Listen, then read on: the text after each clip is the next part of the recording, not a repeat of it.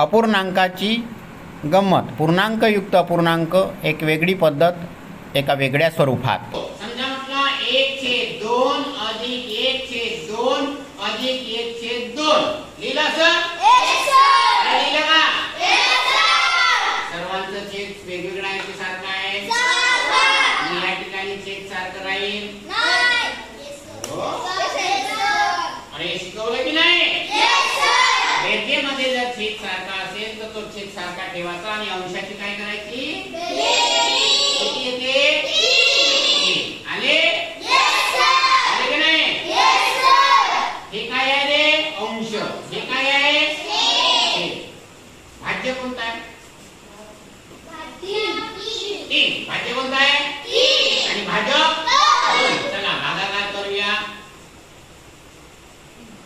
चला सांगा पटापट. 1 आता भागाकार जाणार का? नाही. तसंच ठेवूया. ठीक आहे.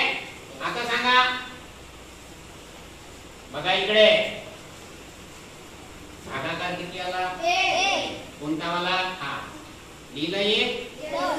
लिहिलं का? भाजक कोणता होता? आता भाज्यामध्ये किती लिहू? 1. हे बाकी वाले झालं. पूर्णांक युक्त अपूर्णांक झालं. याचा वाटप कसं करायचं? 1 पूर्णांक म्हणा. 1/2 पूर्णांक 1/5 अधिक 3/5 अधिक 3/5 झालं. आता सांगा उत्तर. 9/5. भाजक कोणता रे इथून? 9 म्हटलं त्याला. इथून भाजक कोणता? आणि भाज्य? इथून भाजक कोणता रे? 5 आणि भाज्य? चला भागाकार करूया. चला म्हणा. उरले 4. भाग जातो का? नाही. आपल्याला पूर्णांकयुक्त पूर्णांकात संख्या लिहायचा आहे. पूर्णांकयुक्त पूर्णांकात संख्या लिहायचा. भागाकार किती आला? 1. भाजक किती होता? 5. बाकी किती आले? 4. किती आले?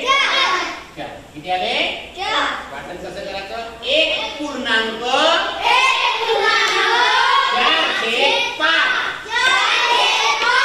4/5. आता बघा याचं आणि याचं उत्तर सारखं येते का नाही बघा. बघा इकडे करूया आपण.